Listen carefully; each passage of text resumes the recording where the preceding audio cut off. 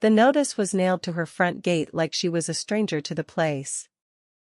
Nora Vance read it twice, because her mind refused to hold the number. Notice of default. Balloon payment due, $52,340. 18 days. 18 days to find that kind of money, or Blackwood Creek Ranch, 400 acres her husband Daniel had bled for, and that she had kept breathing after he was gone, would belong to a company called Sandpiper Development. She already knew whose name sat behind that company. Wade Callahan had been trying to buy the water rights under her western pasture for 3 years. She had told him no 3 times. This was his 4th ask, dressed up as a bank's arithmetic. She folded the notice into a square and put it in her shirt pocket, over her heart, and went back to mending fence, because the cattle did not care about balloon payments, and neither did the 19-year-old hand watching her from the barn door. "You're not even mad," Jessie said. "Mad doesn't fix fence." She set a post and drove it down with 3 clean strikes, weight low, spine straight, the kind of economy that did not come from ranch work alone. "Where'd you learn to hit like that?" "Same place I learned not to answer questions I don't like." She went back to work. Jessie watched a moment longer than he needed to, the way she never quite turned her back to the road, the way her eyes had gone to his hands before they went to his face, the pale scar disappearing under her sleeve, and then he let it go, because some questions in Kestrel County you only got to ask once. Wade Callahan's truck came up the drive 2 hours later, before she had even finished the section of fence the notice interrupted. He did not get all the way out, just planted one boot on the running board like standing fully on her land was not worth the effort. "Mrs. Vance. I hear you got some paperwork. I hear you had something to do with that." "I had nothing to do with the bank's lending terms." He smiled, easy, the smile of a man who had walked out of 100 rooms clean. "Daniel took on debt he shouldn't have. That's not my fault. That's arithmetic." His eyes went past her, to the low green line of the creek. "But I'll make this easy. 600,000. I take the water rights and the West 40. You keep the house and enough ground to feel like you didn't lose anything. The ranch isn't for sale." "The ranch," Wade said, "is 18 days from not being yours to sell." He tapped the door twice, satisfied, like a man closing a ledger. "Think about it. I'd hate to see something so sentimental go to auction for pennies, when I'm standing here offering you dignity." He was gone before she answered, gravel spitting off his tires. Nora watched silently.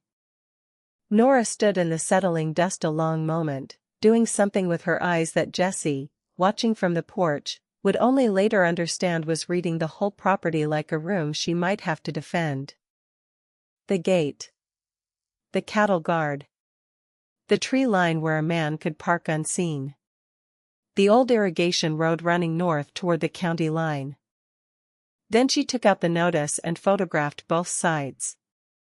"We're calling the bank?" Jessie asked. "We're finding out which bank thinks Daniel signed this." The loan office in Kestrel occupied the 2nd floor above a pharmacy. Nora sat beneath a framed photograph of wheat fields while Carl Denning, the branch manager, turned the notice over as if he had never seen one before. "The original note allowed the lender to call the balance after a material change," he said. "Daniel died 4 years ago. That may be the triggering change."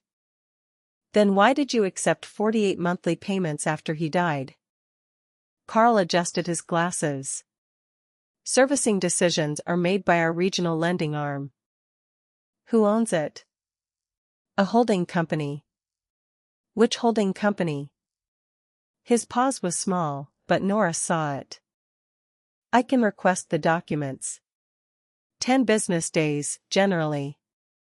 I have 18 calendar days. Then I suggest you also consider refinancing." He pushed a brochure across the desk. I did. 2 lenders said the ranch had a new risk flag. Water access disputes can complicate valuation. There is no water access dispute. Wade Callahan wants my water. Wanting isn't owning. Carl's eyes dropped to the notice. That was the second thing Nora photographed after leaving, the nameplate on his door. At the county records office, a clerk named Mabel gave her the public filings and no opinions. Sandpiper Development had been formed 14 months earlier. Its registered agent was a law firm in the state capital.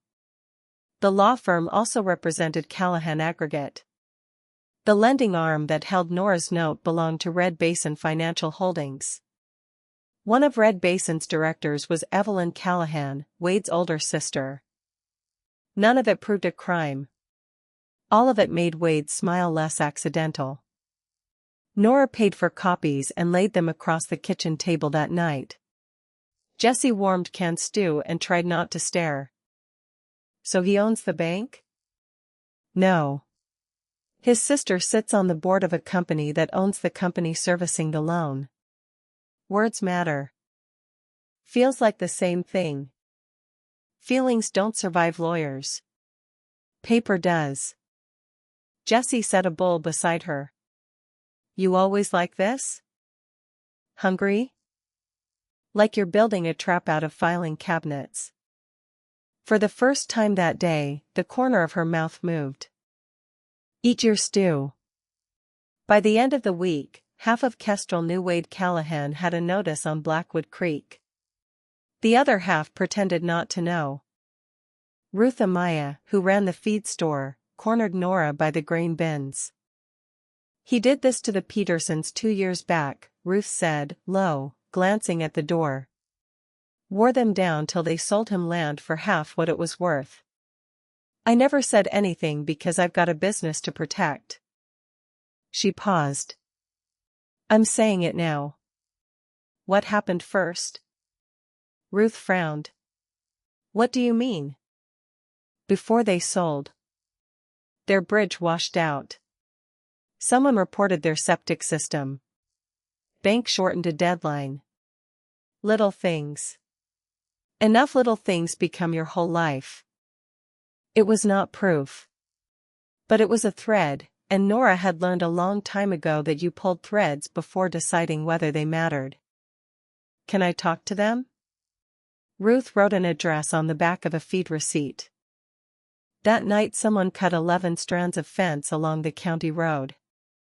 40 head of cattle wandered across 2 miles of open range before Jesse found them at 4 in the morning, soaked through and shaking. 1 heifer reached the asphalt.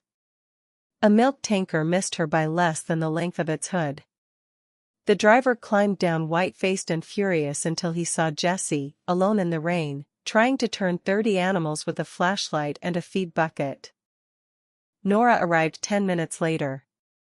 She put her truck broadside on the shoulder, hazard lights flashing, then moved through the herd slowly.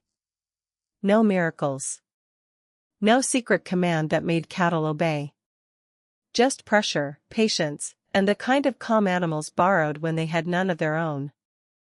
It took 2 hours to get them home. At first light Nora walked the cut line and crouched at each severed post. Boot prints.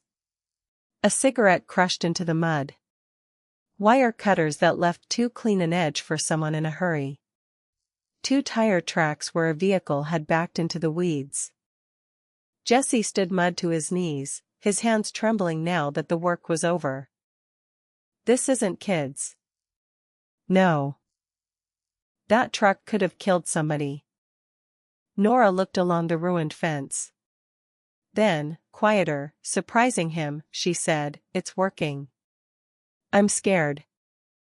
She picked up one end of the cut wire. It's just the wrong way to scare me. She made Jesse photograph the ground before they moved anything. She bagged the cigarette without touching it and marked the time. Then she called the Kestrel sheriff. Deputy Lowell arrived near noon. He stepped directly into one of the clearest prints before Nora could stop him. Probably teenagers, he said. Teenagers cut 11 separate stretches and opened the brace wire so the fence couldn't be repaired quickly. Lowell looked toward her cattle. You lose any? Not this time. Then you're looking at vandalism, maybe criminal mischief. I'll file it. Give me the report number. It'll be on the report. Give it to me now. He studied her, irritated by the fact that she knew there should be one. He radioed dispatch and wrote the number on his card. After he left, Nora drove 11 miles to the next county and asked for Deputy Marisol Cruz, a woman Daniel had once helped pull from a flooded wash years before. That history got Nora through the door. It was not what made Cruz listen. Cruz had already been working with a state financial investigator on lending complaints linked to Callahan properties across 2 neighboring counties. She could not cross into Kestrel and make arrests because Nora distrusted its sheriff. She could not promise protection. But she could document what Nora brought, compare it to an existing pattern, and make sure it did not disappear into the wrong desk. She examined the photographs without touching Nora's evidence bag. Keep the original files, Cruz said. Email copies to yourself and somebody you trust. Write down who handled what and when. That cigarette may mean nothing. The tire tracks may mean something if the same vehicle shows up again. The deputy walked through a print. Write that down too. No adjectives. Is Wade already in your file? Cruz chose her words. Companies connected to his family are. Anything else happens? Call 911 first if anyone is in danger. Then call me. I can alert the state investigator and coordinate through proper channels. I cannot be your private sheriff. I didn't ask you to be. Good. Because people get hurt when they mistake a file for a shield. It was not protection. Not yet. But it was a door that had not existed the day before. The Petersons lived in a rented duplex 40 miles south. Ray Peterson opened the door, saw Nora's boots, and began closing it. Ruth sent me, she said. He stopped. His wife, Elaine, listened from the hallway. When Nora mentioned Sandpiper, Elaine invited her in. Their story came out badly at first, in fragments sharpened by shame. A culvert on their access road collapsed. An anonymous complaint forced an expensive inspection. Their feed account was suddenly cash only. Then their loan servicer claimed a payment had arrived late and demanded a penalty they could not meet. Wade offered to buy before they had even received the certified notice. How long before? Nora asked. Ray rubbed both hands over his face. 2 days. Do you still have the envelope? Elaine disappeared into a closet. She returned with a plastic tub containing every paper from the worst year of their lives. Nora did not tell them Wade would pay. She did not tell them the state would save anyone. She asked dates. She copied names. She found that their notice, like hers, had been processed by Red Basin's Rural Assets Unit and signed by the same compliance officer. Ray watched her photograph it. You think that matters? I think 2 things can be coincidence. 3 things start becoming a pattern. And how many people do you need before somebody cares? Nora met his eyes. One who kept the paper. On the drive home, Jessie, who had waited in the truck because Ray had not wanted another stranger inside, asked why the Petersons had not fought. They did, Nora said. They fought the road, the inspection, the bank, the feed bill, and each other. Wade didn't have to beat them. He just had to make sure they never fought the same problem at the same time. Jessie looked out at the dry hills. Is that what he's doing to us? Yes. So what do we do? Keep naming the problem. The next morning Ruth called. Blackwood Creek's account at the feed store had been reduced from 30-day terms to cash on delivery. "I didn't do it," Ruth said before Nora could speak. "My supplier did. They say your ranch is a credit risk." Nora looked at the remaining hay in the loft. 12 days remained. The cattle could eat. Winter stores would not. "Don't risk your store for me. I'm not asking permission to be decent. And I'm not asking you to lose what you built. Cash on delivery. We'll manage." She sold an old stock trailer that afternoon for $6,000 less than it was worth. Jesse saw the buyer tow it away. "Daniel rebuilt that," he said. "Daniel built things to be useful. Today it was useful. You could have asked me. It wasn't yours. I mean about money. I have some saved." Nora turned from the empty patch beside the barn. "How much?" $2,000. Almost. For school. School can wait.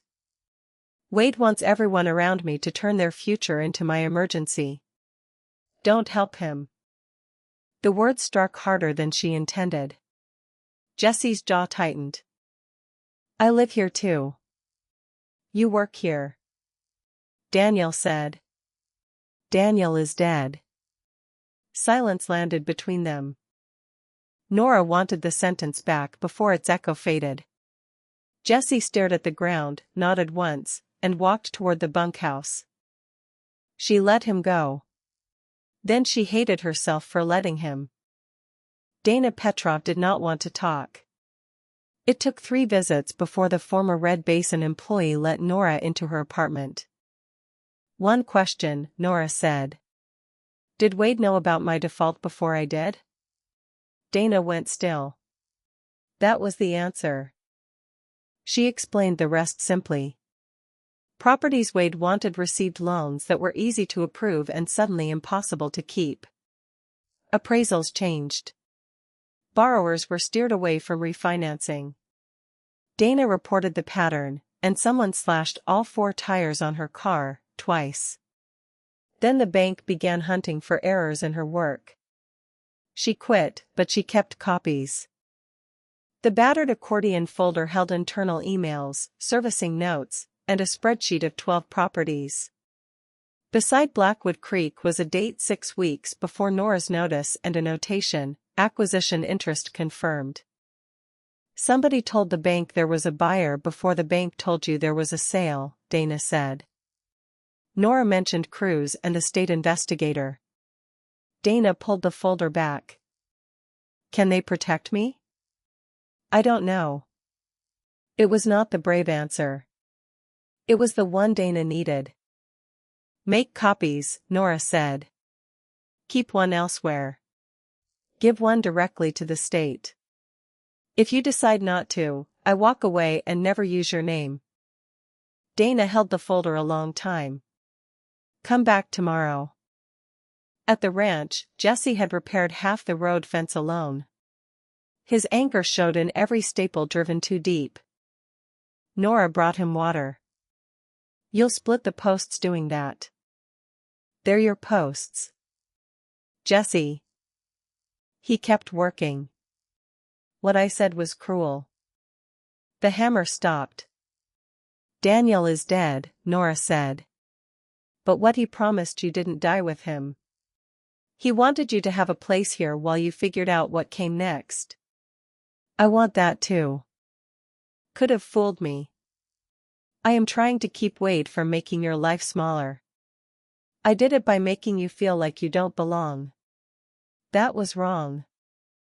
Jesse looked at her then. "You don't have to do everything alone just because you can." Nora glanced at the crooked staple between them. "And you don't have to destroy good cedar to make a point." He almost smiled. They pulled the staple and set it again. The second visit from Wade came at dusk with 11 days left. This time he brought 2 men Nora had never seen, quiet in the way men are quiet when they have been told not to talk. He walked onto her porch like the wood already belonged to him. "I hear you've been visiting old friends," he said. "I didn't know the Petersons before last week." "Exactly. Digging through unhappy people's lives can give a person ideas." "Like 600,000 for land worth twice that?" His smile thinned. "The offer is 550 now. Delay has costs." "My answer's the same." Something cold moved behind his patience. "Nobody in this county knows a single thing about you before you married Daniel," he said almost gently. "No hometown anybody can name. You showed up with a truck, a duffel bag, and cash for a down payment, and everybody was too polite to ask where it came from." His eyes stayed on hers. "I find people with nothing to hide don't usually work that hard at disappearing." Behind the screen, Jessie had gone very still. 11 days, Wade said. "Next time I come, generosity won't be part of the conversation." When the taillights disappeared, Jessie asked, "Who are you?" Nora looked at the folded notice in her pocket, then at the dark tree line beyond the western pasture. "Someone who used to fix things nobody thought could be fixed," she said, "and got good enough at it that I swore I'd never have to again." "What does that mean?" "It means Wade went looking for leverage and found old shadows." "Are they dangerous?" "Not to you." "That's not what I asked." It was more challenge than he would have offered a week earlier. Nora found she did not mind. "No," she said. "Not anymore." The next day Dana agreed to meet Cruz and state investigator Owen Bell in a library conference room outside both counties. Bell wore no uniform and made no promises. He scanned several pages, asked where the originals came from, and then stopped at the spreadsheet. "This is useful," he said.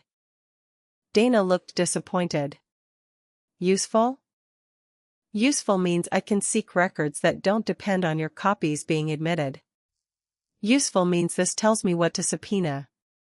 It doesn't mean I can stop a private foreclosure tomorrow." "She has 10 days, Dana said. Then she needs a civil lawyer too." Nora had already called 3. One had a conflict. One wanted a retainer she could not pay. The third, Asha Green, agreed to examine the loan documents that evening after Cruz quietly vouched that the complaint was real.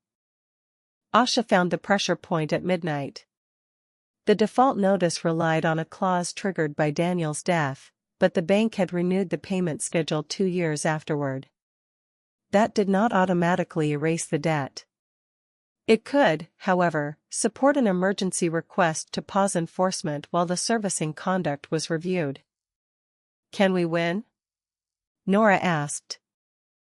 "Eventually is not the same as before next Thursday. I can file. A judge can say no." "What do you need?" "Every payment record. Daniel's death certificate. Any communication with the bank. And money for the filing fee. We'll discuss my fee after your cattle stop trying to retain counsel." It was the first kindness Nora had received that did not feel like pity. Wade answered the filing the next morning. Ruth's supplier canceled the feed delivery, claiming Nora's road was unsafe. Ruth objected and lost her own credit terms. Nora warned her not to risk the store. "If I stay quiet," Ruth said, "I keep a store in a town where Wade decides who gets to own anything. That isn't the same as being safe." Bell documented the pressure but warned them again, a pattern was not an identity. 8 days remained. Asha filed for the emergency pause. The hearing was scheduled for the morning before the deadline, so late that a delay of hours could end the ranch. Red Basin responded with 180 pages. Buried inside was a copy of Daniel's original note bearing an addendum Nora had never seen. The signature looked like his. She carried it to the barn and sat on an overturned bucket beneath the light. Jessie found her there. "Bad?" If it's real, very. Is it? Nora traced the signature without touching the ink. Daniel had made the V in Vance like a fence brace, downstroke, return, then the long angle. The copied signature had the right shape and none of the hesitation caused by the broken finger he had lived with since age 20. It's either old, she said, or somebody learned the wrong Daniel. They spent the night opening storage boxes. Tax forms. Vet bills. Christmas cards Daniel had signed after his hand injury. At 2 a.m, Jesse found the original loan packet sealed in a metal cash box beneath a stack of machinery manuals. No addendum. At 3, Nora noticed something else. The addendum referred to Sandpiper Development by name. The document was dated 6 years before Sandpiper existed. Asha went silent when Nora told her. Send me the incorporation record and both loan packets. Now. Does this stop the foreclosure? It gives the judge a very good reason to ask the bank why it submitted an impossible document. For the first time, they had more than pattern. They had a contradiction. By sunrise, Bell was seeking the electronic history of the addendum. Dana identified the red basin system that logged document uploads. Cruz reminded everyone that an altered exhibit in a civil filing could become a separate matter, but only after they proved who uploaded it and when. Nora allowed herself 1 cup of coffee before feeding the cattle. Jesse leaned against the counter, exhausted. We got him. We found a bad page. That's what I mean. Don't confuse a door with the room behind it.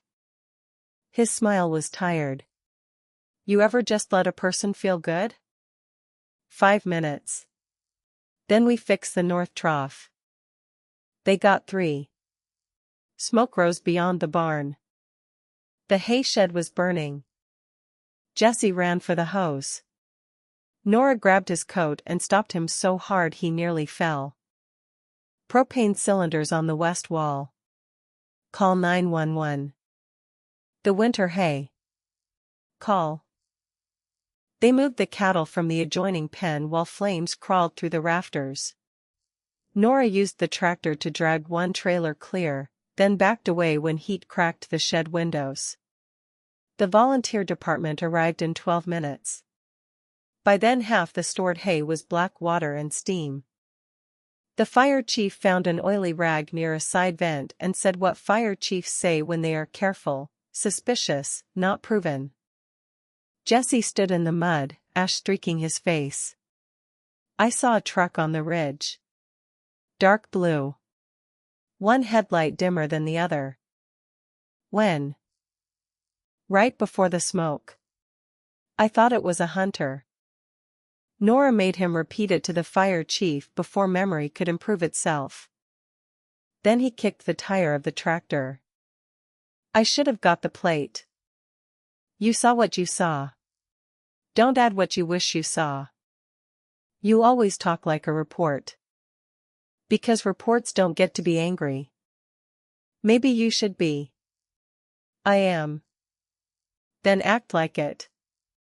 The shout stopped everyone nearest them. Nora took Jesse behind the barn. What would anger have me do? Go to Wade's. Make him scared for once. And give him a trespass charge, an assault story, and a reason to call me unstable before court. So he gets to burn our hay? No. He gets investigated for burning our hay. That's not enough. Nora looked toward the shed, where firefighters pulled apart what months of work had bought. It has to be.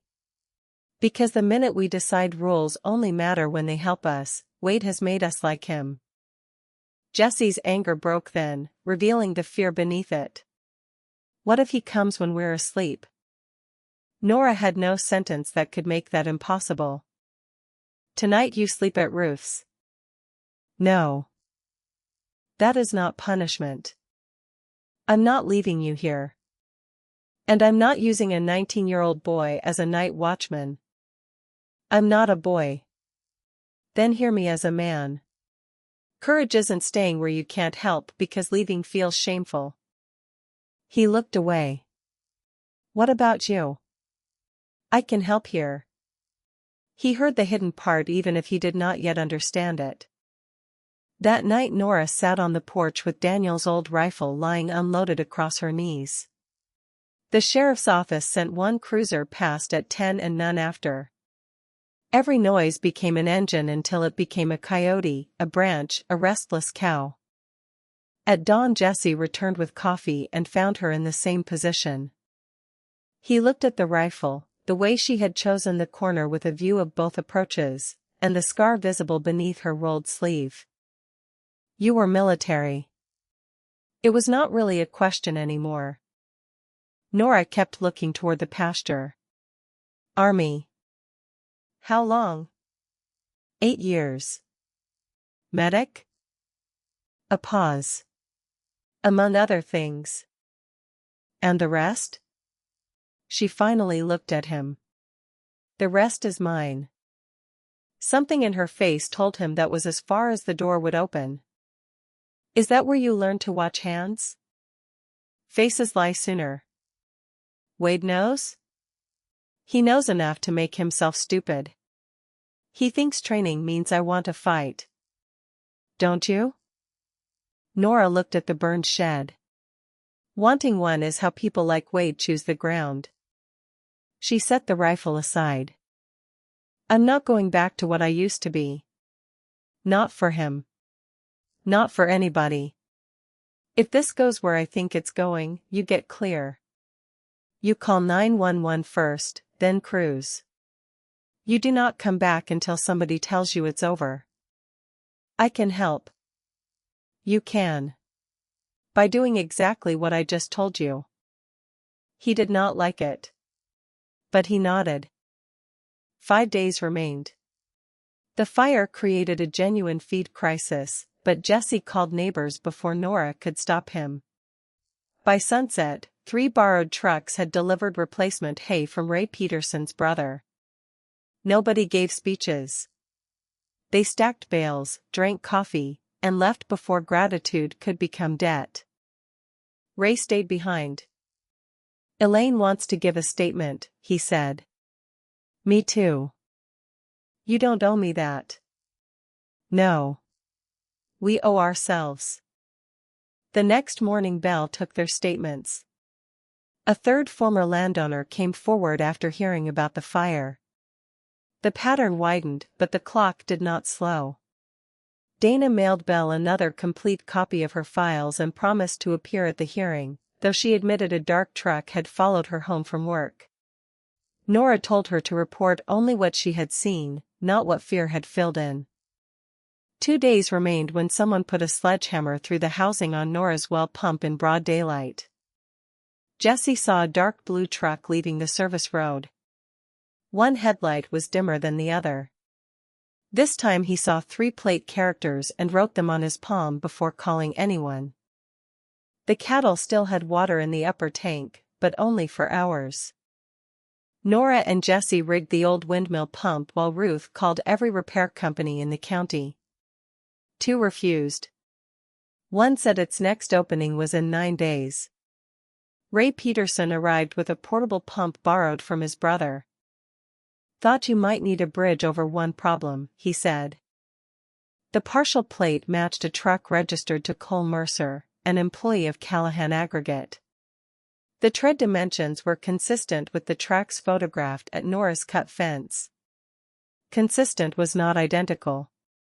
The cigarette brand found at the fence matched what Cole bought every morning at a gas station, according to a clerk who recognized his photograph.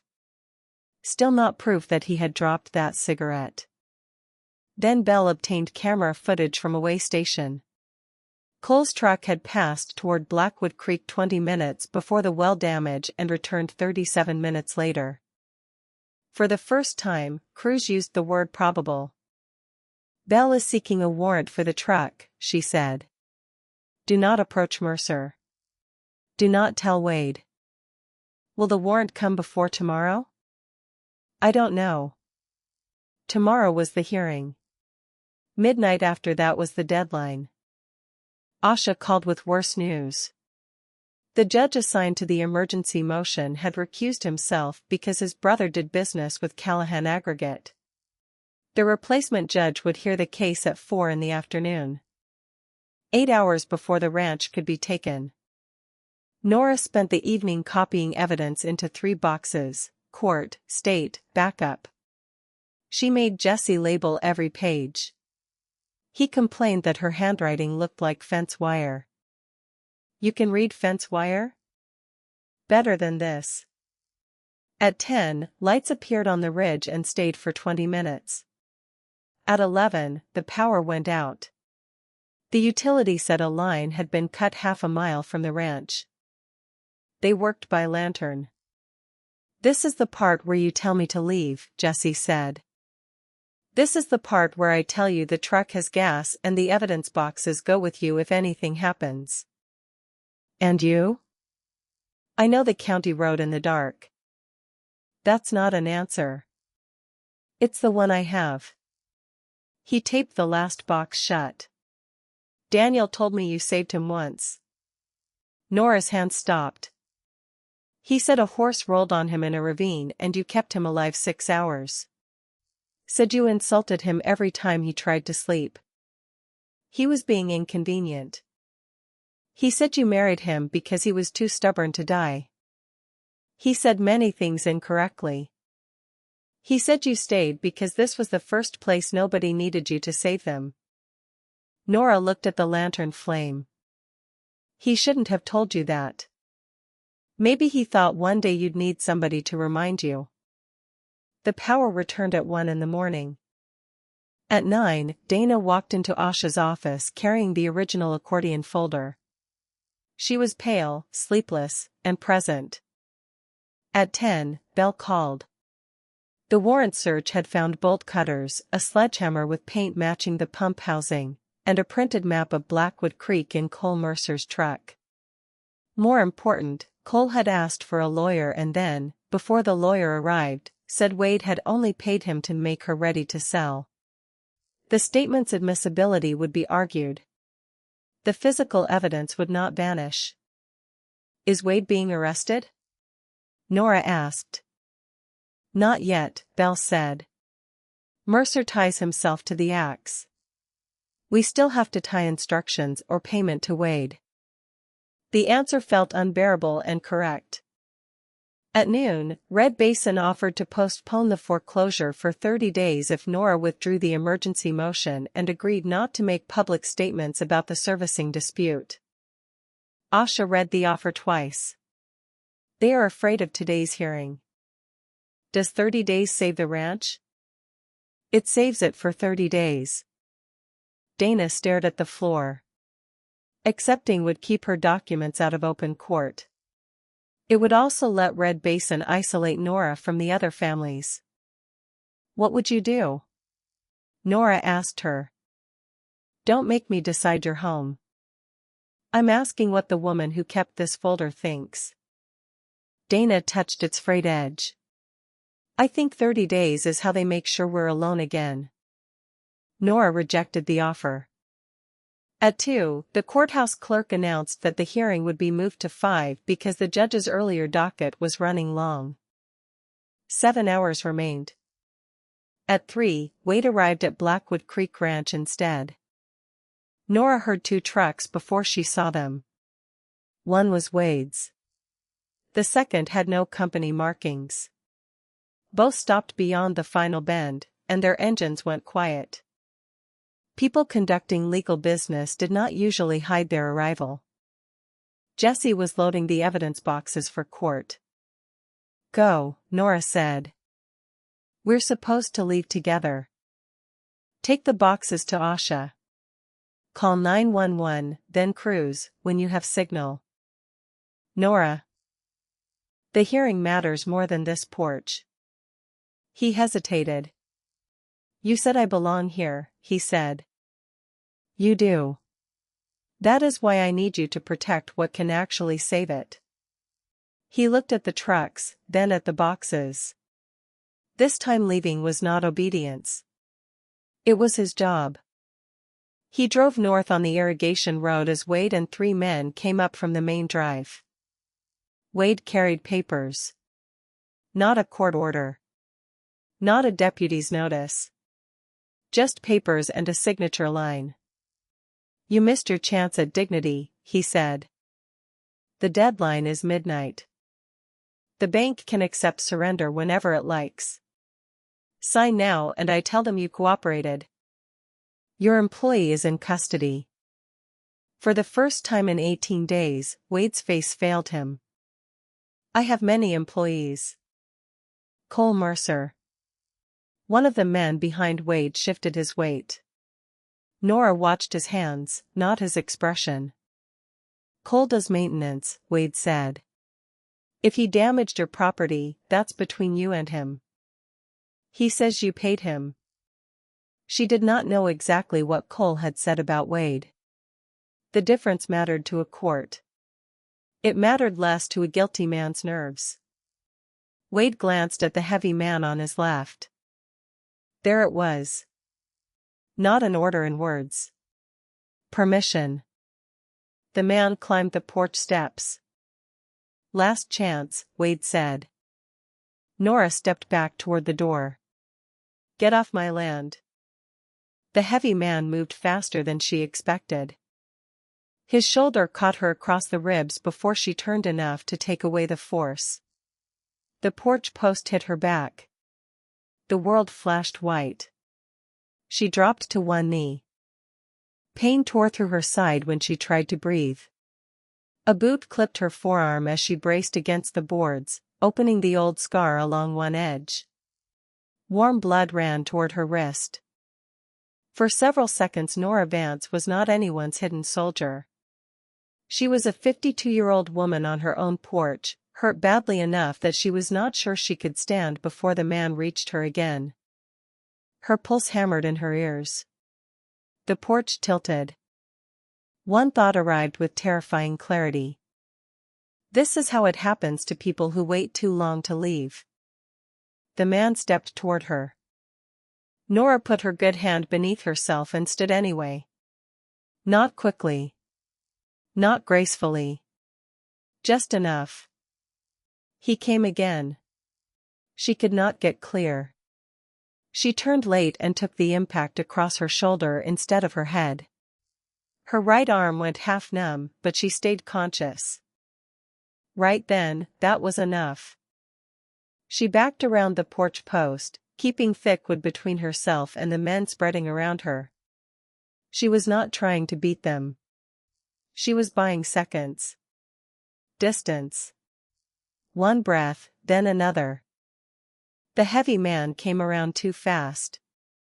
Nora moved aside and used what she could of his momentum. He struck the porch rail and fell against it. She did not follow him. The second man grabbed for her injured arm.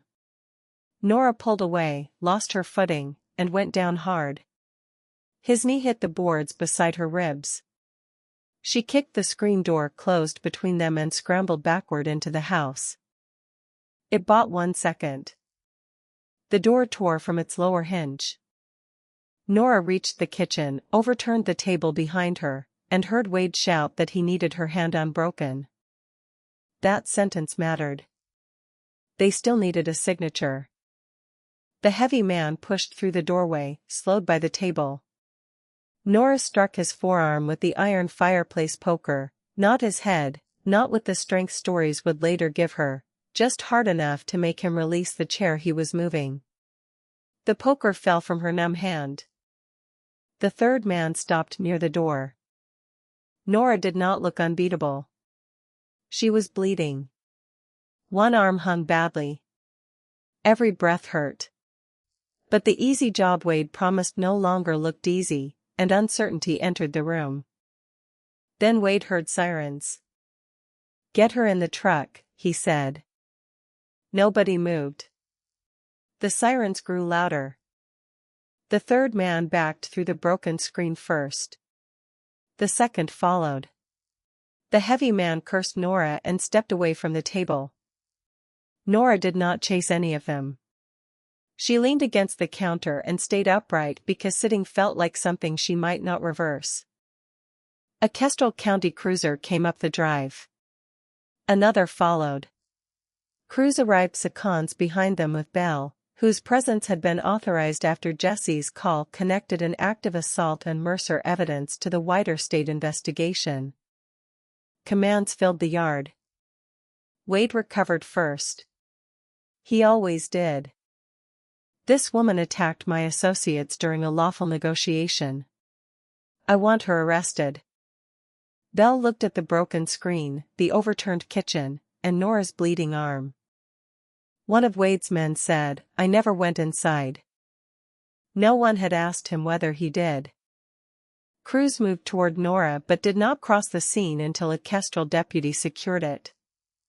"Ambulance is coming," she said. Wade pointed at the papers scattered on the porch. "She invited us to discuss surrender."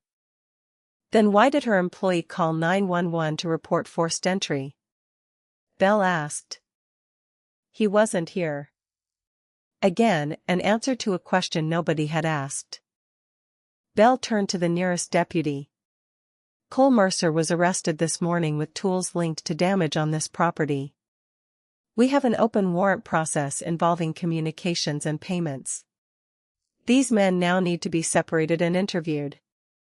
The heavy man looked at Wade. Wade looked at his truck. That was enough for the deputy.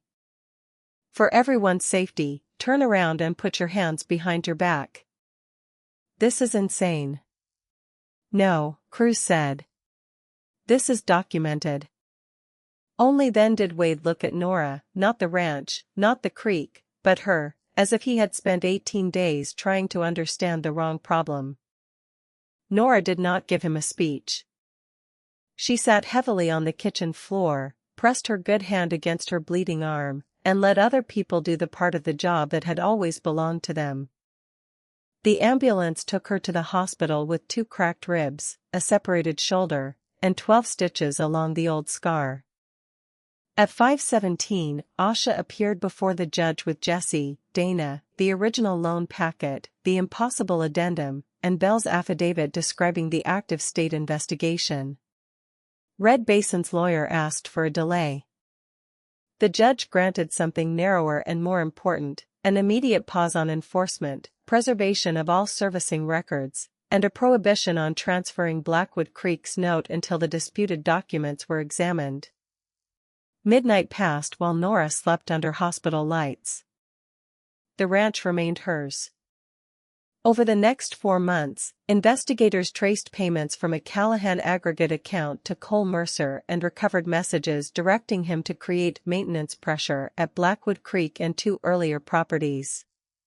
Red Basin withdrew the default and entered a settlement that kept Nora's loan on its original schedule.